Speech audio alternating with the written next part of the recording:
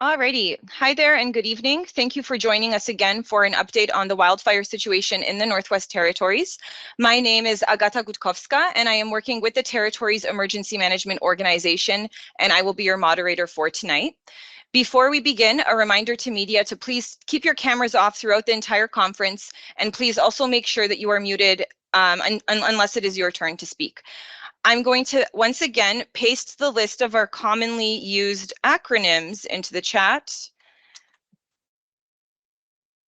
which I am trying not to use, but there you go. So yeah, yesterday we had a large panel with remarks from elected officials. So today I'm switching things up a little bit. And this evening our panel will consist of operations folks only. So we will begin with remarks from Jennifer Young, Information Officer for the Territories Emergency Management Organization. And then we will then get a fire update from Jessica Davy-Quanick, Information Officer for the Department of Environment and Climate Change. So after Jessica's update, I will move straight to the QA period with media. And of course, like yesterday, we will prioritize N.W.T outlets and Northern outlets. So you guys will get one question and one follow-up.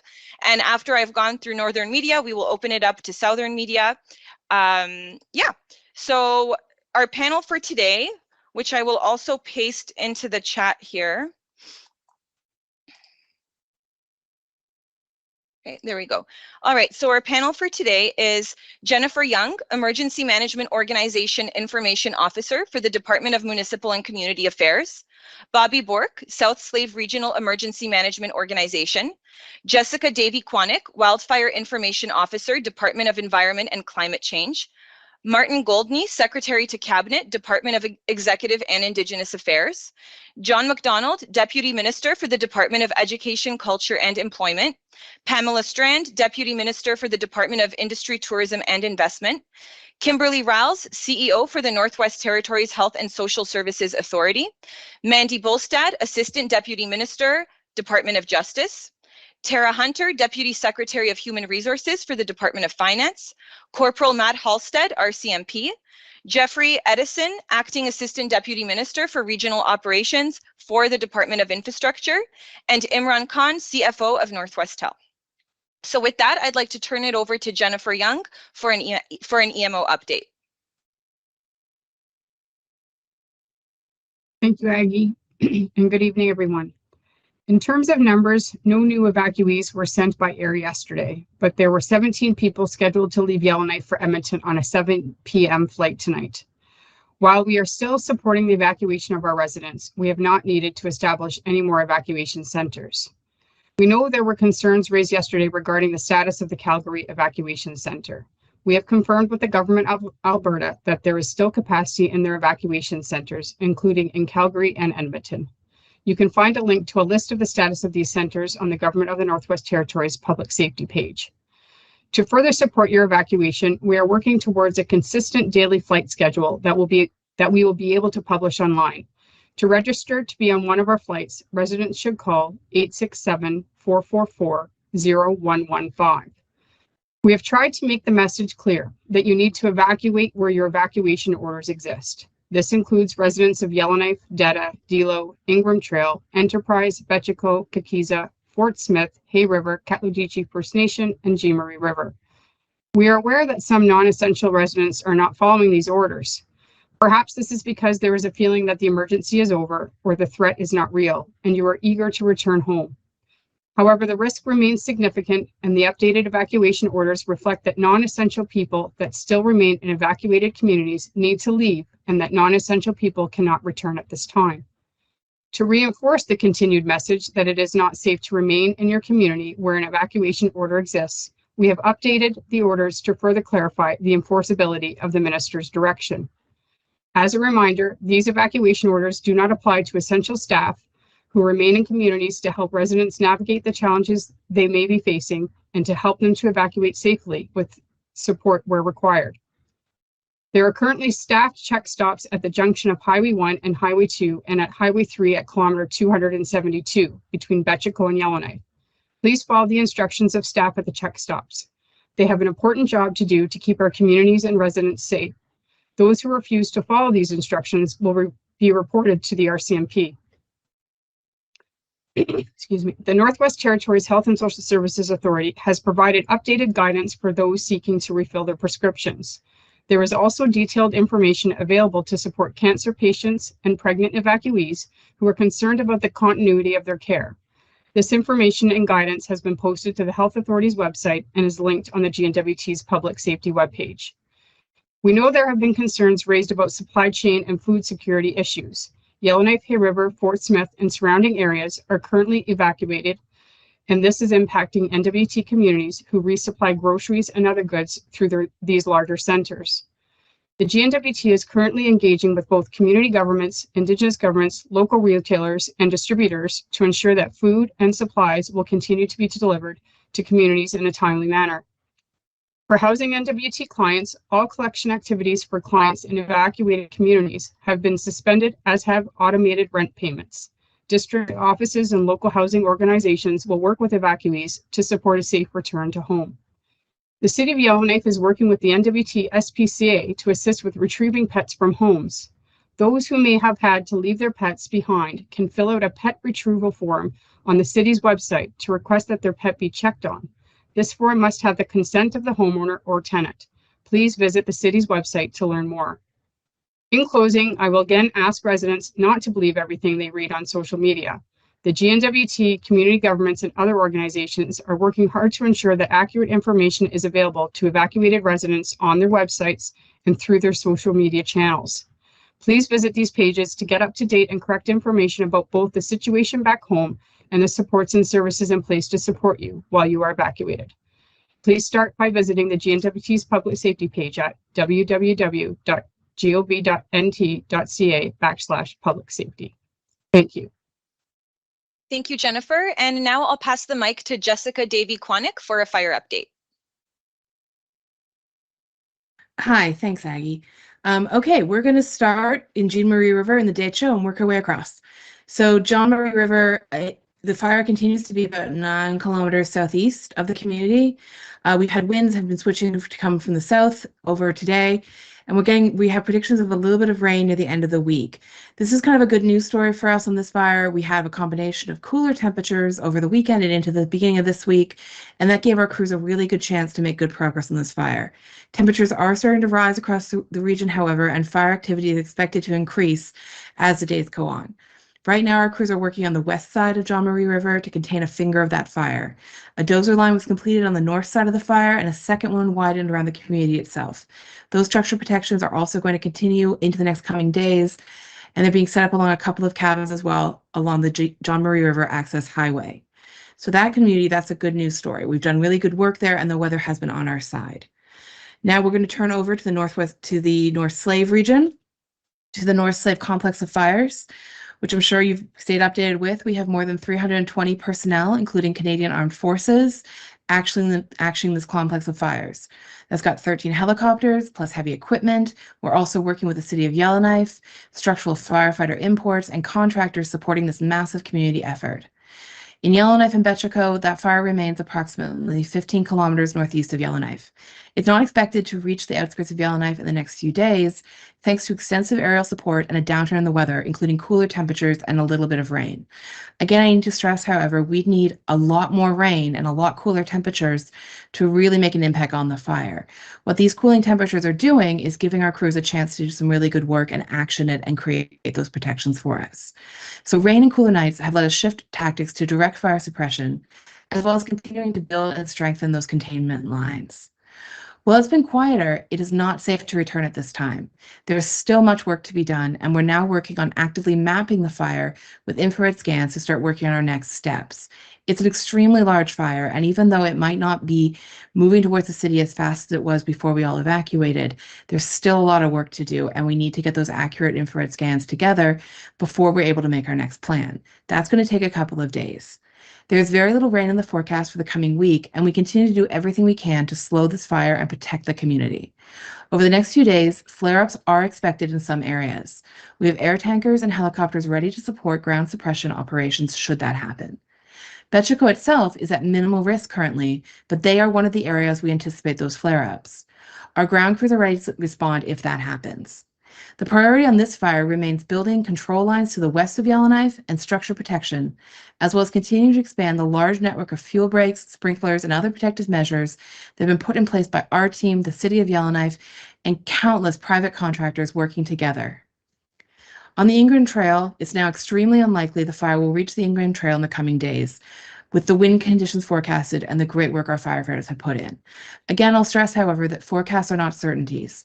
We go with an abundance of caution and we make our best guess of what's going to happen. The threat in that area still remains all along the Ingram Trail. 3 structures are known to have been lost to this fire, so it's absolutely still a very active situation. Moving down to the South Slave, in Hay River, the fire activity is increasing in this region thanks to rising temperatures and continued dry drought conditions. On this fire activity has increased to the southeast, on the southeast end of the fire, but it remains approximately 8 kilometers from Hay River.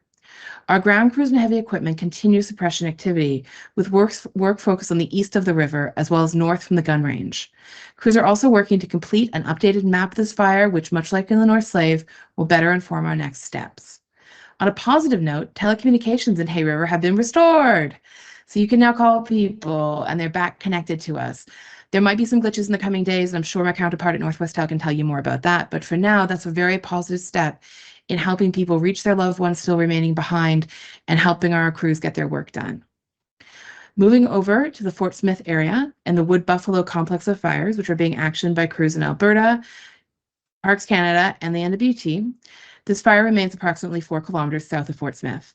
It did grow since our last update, but it moved towards the Alberta side in Fort Fitzgerald, not towards Fort Smith. Hot, dry conditions are going to continue with the temperature reaching approximately 25 degrees in the coming days and winds shifting from the north to the northeast. We've got 308 personnel on the ground, as well as 24 helicopters and 57 pieces of heavy equipment across all of the different bodies working on these fires. We're also looking for potential ignition operations where the weather allows. They were successful yesterday in cutting off fuel for the fires and will continue to move forward with those ignition operations when it's safe to do so. Extensive protections have been completed around Fort Smith, Tabacha, and the Bell Rock subdivision, and those are going to be continued to be expanded over the coming days. I know the big news everyone's looking for is when we can come home. The answer is we need to be patient. Many of these fires of concern haven't moved in several days. That's really good news, but it does not mean the situation is safe. It wasn't safe when it was 14 kilometers or 4 kilometers or whatever it was when we left, and it's not safe now. There is no indication that the threat is gone. Our crews across the territory are working incredibly hard, and in the coming days we will have more information as these fires are assessed and our next steps are established. Right now, it is not safe to return to these communities that have been evacuated. For your safety and for the safety of our crews, please continue to be patient. While people are out of these communities, our crews are able to actively work the fires, and they are able to reallocate resources away from routes like the highway or other access points that the public might be using. So for now, unfortunately, the best thing we can all do is just wait and see what's coming. We're going to get through this. It's going to get better. Eventually, it will snow. Thanks.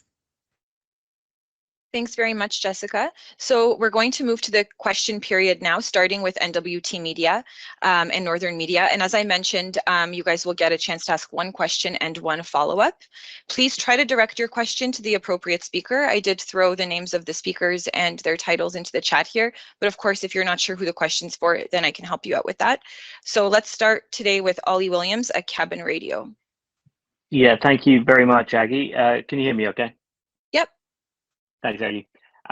You've rewritten the evacuation orders. Can you spell out in plain language what you are telling non-essential people still in communities or thinking of returning in the new language, and what the consequences are? Jennifer? Thanks for the question, Ollie. In plain language, it means you need to evacuate. And it's not changing anything that existed before. It's just reinforcing that language that you need to evacuate and assuring and reinforcing the fact that there's enforceability behind it. And for further information, I can pass it on to Matt if he would like to provide some more information.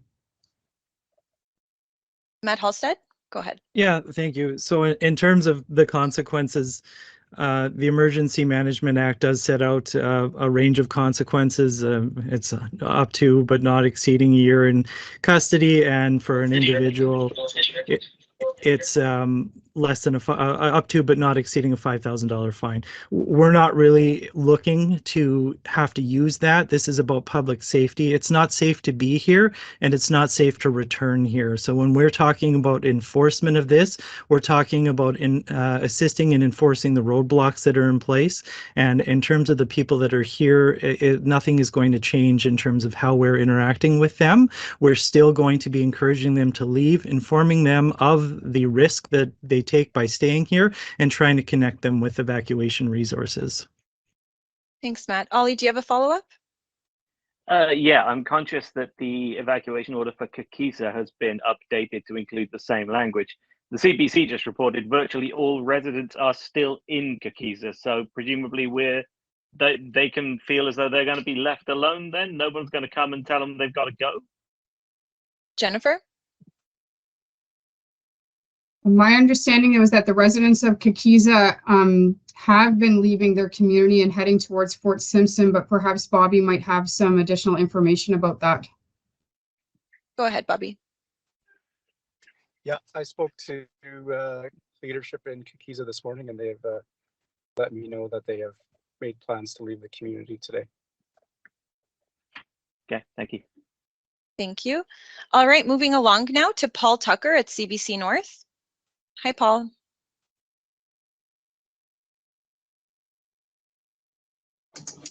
This is Lainey here from CBC North. I believe I'm asking questions on behalf of CBC today.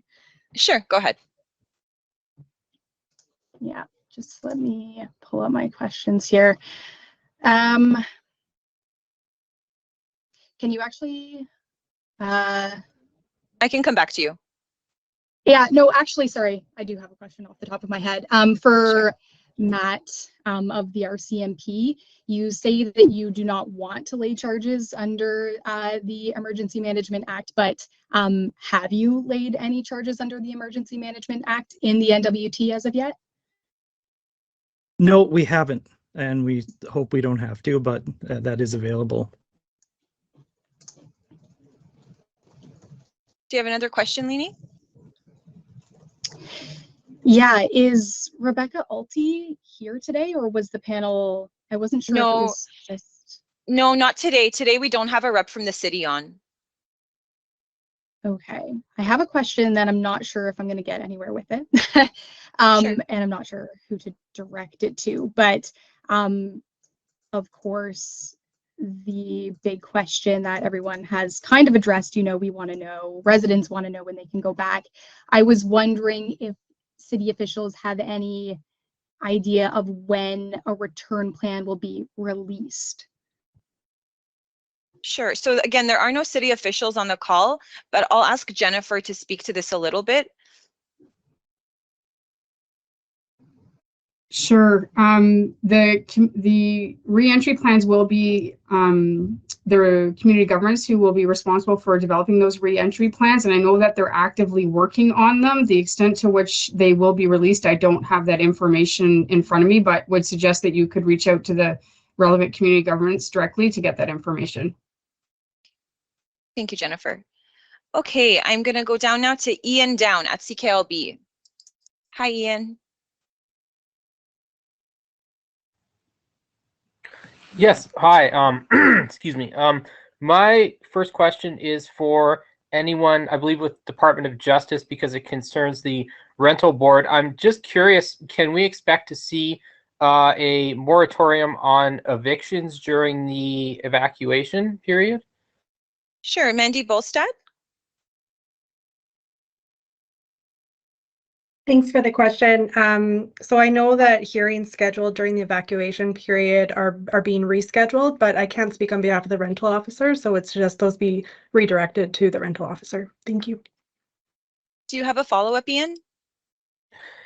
Yes, this one would be for someone with Department of Finance. I understand there's been reluctance to discuss the kind of supports, financial supports that are going to be available while there's still being worked on. But I'm curious, can we expect to see any financial support specifically related to rental income, like financial support specifically for renters? I will actually send that question to Jennifer.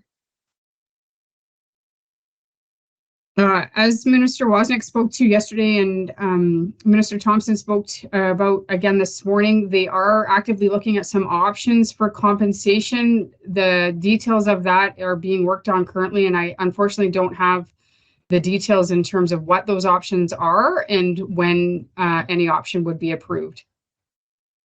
Thanks, Jennifer. All right, moving along now to Brett at Edge North. Hi, Brett. Okay, no questions already. So now moving on to Nicholas at Media N.W.T.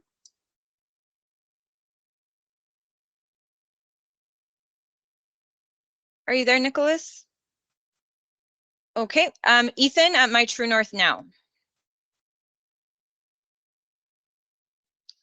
Hi. So I think my question here would be for Ms. Young. We keep hearing about folks coming back preemptively. Do you know roughly how many people have returned or how many still remain? Jennifer? My understanding is that none of the public has returned because we are turning them away at different checkpoints as per the orders.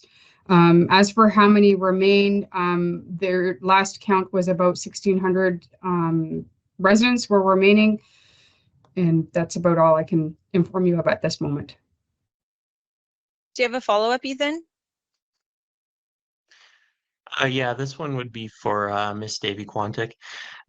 You mentioned the hope for snow at the end, but recent reports sort of indicated that the fires moved underground into the root systems. Is there any concern that the fire could stay through the winter? Jessica? Sure. What I meant by that comment, which was admittedly a little glib, was we just need to wait for the weather to kind of turn in our favor. Right now, having high winds and high heat is what's causing these problems. Again, they're just currently assessing the fires as well and remapping them. So we do know that it has gone underground. We don't know how much of it has, and we haven't got that information yet. When we do, we'll be releasing it and giving more guidance at that point. It's really hard to predict until we've got those accurate infrared scans, and unfortunately, that's going to take a couple more days to get those. Thank you, Jessica. All right, I'm gonna actually go back to Nicholas because it looks like he fixed his mic. So Nicholas at Media N.W.T, do you have a question?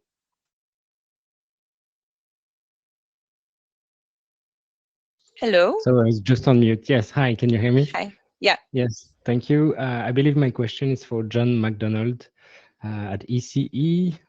Next week is supposed to be back to school for many children and students. Is there anything considered for this? Go ahead, John. And if it's possible to have both the answer in French and English. Thank you. Merci, Nicholas. Unfortunately, my French is quite poor, so I don't want to put you through that. With respect to your question, though, we have been having conversations with the education bodies in the Northwest Territories, including the Conseil Scolaire. At this point in time, you can expect to see some information from them, likely early next week, as they look to provide some guidance on when they can expect to reopen. As everyone is fully aware, though, that is going to be dependent upon the evacuation order and the status of the situation in each community. So the education bodies will be taking their lead and looking to see those community governments and those plans just like everybody else. Thank you. Thank you, John. Do you have a follow-up, Nicholas? I would, and I believe it could be for Jennifer Young, about people that were not in Yellowknife during evacuation orders and would like to follow the order as of not coming back to Yellowknife. Are the evacuation centers and various helps offered by the government still accessible to those people? Jennifer?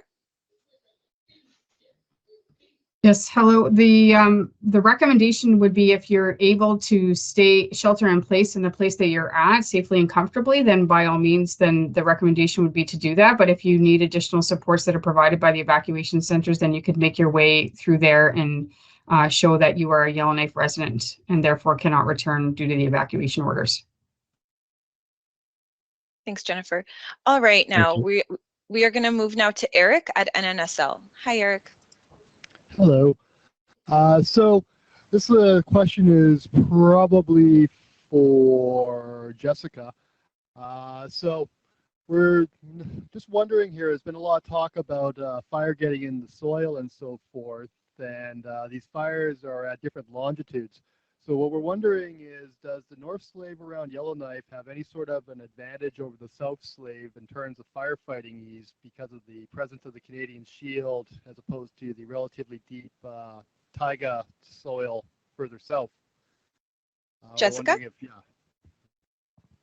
Sure, hit me with a hard one, will ya? Okay, so it's hard to really predict because fire behavior, every fire is unique and they're very different. So I do know the terrain does play a big part of it. I know the ones outside of N.W.T were going through a lot of gullies and different kind of structure. They were having to go in individually by hand to do it. At this point, I unfortunately don't have the exact information, but if you want to shoot me an email, I can see if I can get some more information about that for you tomorrow. At this point, we're still kind of assessing what the fire is and where it goes. Every fire is unique. It doesn't really change the danger. We have to look at them all kind of in isolation to each other. It's really hard. We try not to compare them to each other because the danger is relative only in respect to each individual fire. So a fire could be 4 kilometers from Fort Smith and be equally as dangerous as a fire that is 20 kilometers from N.W.T. It really depends on the individual case. So I can't really answer your question at this point, but if you want to give me an email, I can see what information I can find for you tomorrow. All right, thanks. I think you actually already have the email, so I will look forward to that. So my follow-up was for Corporal Halstead. I'm just wondering, you know, given the situation here with the individuals who have not yet left Yellowknife, what are the circumstances that RCMP would actually escalate and start enforcing using arrests or fines or any other of its stick approaches? I mean, we will continue to basically apply our discretion as we go forward, and each case is different. I think, you know, we put out media releases where we've arrested people and they're pending charges for crimes and they've been put on planes. I think that's basically the tone that we've set here for that. Everybody else, we're just trying to work with to try and address any concerns they might have about leaving, connecting them with resources, and just trying to encourage them to do that on their own. This is not a shift in our approach, and these are powers that the police have had access to under the Emergency Management Act since the beginning. So today is not a fundamental change in how we're going to approach this. We're just going to continue as we have been, with the exception, I will say, of the roadblocks. We really need people to respect those. Those are lawfully placed there, and if we have to go down and assist with enforcement, then we can. Thanks, Matt. All right, moving along now to Claudienne at Radio Canada. Hello. Hi. Anyone French speaking in the panelists? We don't have anyone on the panel today who speaks French. Okay, thank you very much. This goes a little bit in the sense of a previous question, but I was wondering with the fire information officer here, in the worst case scenario, could we still, at this point, you guys have made great progress. We've heard that, you know, it is not controlled yet, but we're making progress. Could we still, at this point, see the fire behavior reach the city of Yellowknife? Is that still a real threat at this point? Jessica? I mean, that's hard to answer simply because, again, fire behavior changes very quickly. We've seen that all summer long. The threat is still very real. Just because we're not predicting it in the next couple of days doesn't mean it can't happen. And that's why we're wording it that way. That we are telling you it's unlikely to happen in the next couple of days, but outside of that, it's really hard to predict. We just don't know. So out of an abundance of caution, we're going with the with the idea that we're preparing for the worst case scenario, and I'm going to be pleasantly surprised if that isn't what happens. So yes, there is still risk of that. It could change very quickly. We saw earlier this summer, we saw fires take runs and within a couple of hours move kilometers in either direction. So yeah, it's a very real threat. It could happen. We don't think it's going to happen the next couple of days, but weather can change very quickly. Anyone who's ever followed the weather waiting for, the snow to melt knows that anything outside of about 2 or 3 days is kind of a guessing game. We have great information. We have great staff working on making their best plans and preparations for things. But again, I can't give you definitives. I know that's what everyone wants right now, definitive answers to stuff, and it's really hard to predict with fire behavior. What I can reiterate is that it's not expected to reach the city in the next day or two, and keep following us for more updates. Thanks, Jessica. Claudian, do you have a follow-up? Thank you. I have another question, I guess. We hear from Ottawa that the expenses for the return of First Nation members will be covered by Ottawa. I'm wondering if anybody can tell us whether this decision will place N.W.T. anywhere closer to having a revision of financing for evacuees. Does that help the N.W.T. beef up, I guess, the current offer for evacuees to be able to cover their expenses? Jennifer?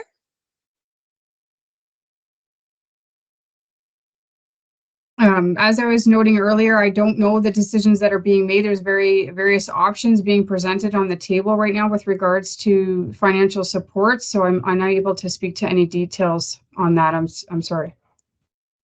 Thanks, Jennifer. All right, so do we have any more Northern media on the line? If we do, please raise your hand. Okay, so I'm going to open it up now to Southern media. We have Bill here. Hi, Bill. Do you have a question? I do. I believe it's for Jennifer. Okay. She was quite firm in her suggestion that people try not to come back to any of the northern communities under evacuation. I'm just curious of how bad has it gotten that you're having to sort of clamp down on people? Jennifer? I don't know that I'd characterize it as bad. It's just it's happening and we don't want it to happen. So that's where the more stronger language is coming from to say, please don't come back. You're not allowed to come back under the evacuation orders, and we're asking you to stay away. Well, I'm curious as to how many people have been turned away. How many people have been coming to the checkpoints? Do you have a number, Jennifer? No, I don't have a number. Sorry. Thank you. Thanks. Do we have any other questions? Oh, sorry, I'm Jeffrey. You have something to say here? Jeffrey from the Department of Infrastructure. Yeah, thanks for the question. We don't actually have any numbers, but I do know that there are quite a few at both, not so much in the Hay River side, at that blockade or barricade, but definitely on the Yellowknife area. We are getting consistent numbers throughout the day of people trying to maintain or trying to get back into Yellowknife. We understand there are a lot of reasons why you want to get in. Some people are from surrounding communities that are in need of some food or whatever. Other people from the community want to go back in and check on their properties and different things. But I mean, we don't have any numbers, but one is too many because you're taking up a lot of time. There's a lot of risk in that, and there are people, we are getting fuel through, we're getting all the different medicines. There's lots of vehicles going through these barricades. And if the barricades are blocked up, if it's traffic and blocking other traffic from going through or essential personnel, then it is slowing down the process. And the people that are getting through are the ones that are trying to support the people in the city, trying to save the city. So one person is too many. Thanks, Jeffrey. Do you have any other questions? Northern media, you can raise your hand as well. No? Oh, Ali, go ahead. Thank you very much. Having exuberantly raised my hand, I'll now go and find the question I had. Can I please ask, possibly or possibly not in the light of, for example, Harley's and the Kilton Castle, Are any steps being taken to close non-essential businesses in Yellowknife? Jennifer? So that I think Mac's trying to explain throughout this conference that that's not the intent to use enforcement in powerful ways and in the immediate like that, but I would refer to Matt to speak more to that question, please. Sure. Matt, RCMP? Yeah, I would mirror Jennifer's comments. We're not here to have any type of heavy hand or to start, rousting people from their homes in the community here. But we just really want to stress that people need to leave. It's not safe to be here. It's not safe to return here. We've been in touch with the business owners to have that message out to them. And it's really just a point of public safety. The enforcement piece is there if we need it. But again, I really want to stress that we're trying not to need it. We're in this together, and as soon as it's safe, you'll be allowed to come back. Until then, please don't put us in that position and follow the evacuation order. Thanks, Matt. All right, Eric, you have a question? Yeah, I'm not entirely sure anyone's going to have an answer to this on the panel tonight, but I figure I should just throw this out there. What's going to happen for evacuees who are out of the N.W.T. come income tax time next year, when we have to calculate how many days we were in the N.W.T.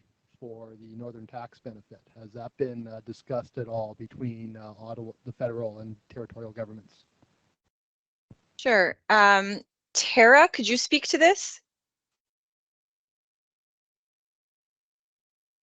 Thanks very much for the question. I don't have any detail on that yet, but that's something that's being considered by us right now and followed up on. Thanks. Thank you. Thanks, Eric. Leni, you have your hand up. Yeah, thank you. I think this question is for Jessica.